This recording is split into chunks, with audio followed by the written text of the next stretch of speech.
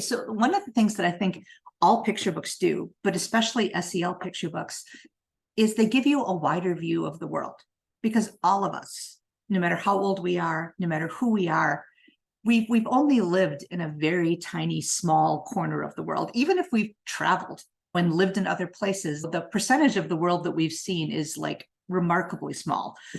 And I think picture books expand that view. They help us see people who are like us. They help us see people who are not like us. They reinforce things we might already think and feel, but they also show us other ways of thinking and feeling. And they show us our differences, but then they also show us how we're much more alike than we think. And I think that's really what any good picture book should do, whether you call it an SEL picture book or not, is it should introduce readers, whether they're little kids or they're grown-ups or somebody else, to a wider view of the world, expand their way of thinking, expand their understanding. And I always consider whether a picture book is a success or not comes down to, is it a book that I want to hug? When you're done with a book, if it's spoken to you enough where you want to hug that book and keep it and hang on to it and read it again and again, that is a successful picture book. And I think SEL picture books are inherently maybe more huggable than other picture books, because they do speak to the heart and the soul and the brain of the person reading them. And that's why this is my little soapbox speech, that I think picture books are for everybody, because we all have feelings, we all have emotions. For little kids, those emotions seem bigger and maybe a little scarier because they're not used to them and they haven't lived long enough to realize that everybody has those emotions, so they don't really know what to do with them.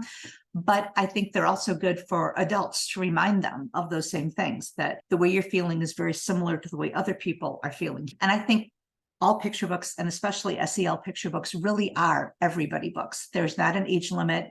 They often have really deep themes. And so picture books are for everybody. And when I write mine, I try to look at it that way. Is this a book that would speak to a young kid? Does it have layers or elements that would also speak to a teenager, someone who's a parent, someone who's middle-aged, someone who's a grandparent? They should be universal in their reach. So today we're going to talk about, what is SEL anyway? This is probably an unofficial definition. I found it on Instagram. I have no idea who came up with it, or I would credit them.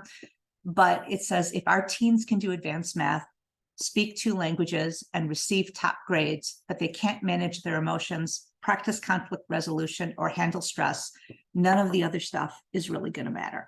And I think that's what the point of SEL books is, to give readers, young or old, the skills that they need to just exist more calmly and peacefully in the world. How do you handle those big emotions? How do you get along with other people? How do you make hard decisions? How do you live up to your own internal standards and be the best person that you can be?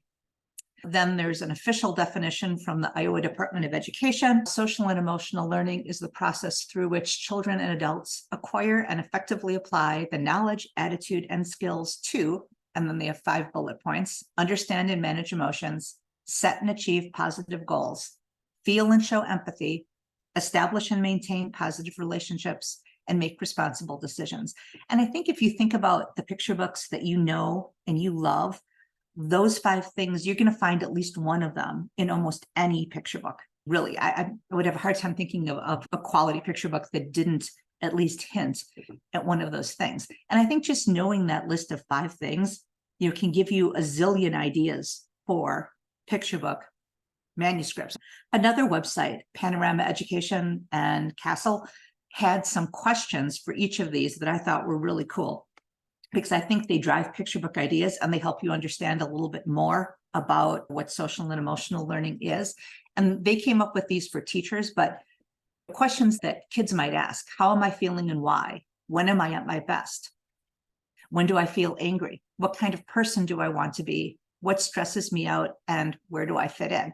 And again, just all those questions alone are so common in picture books. There's something that you can find in a lot of different places. So the second one was set and achieve goals. And a way a kid would look at that is, I need help with something.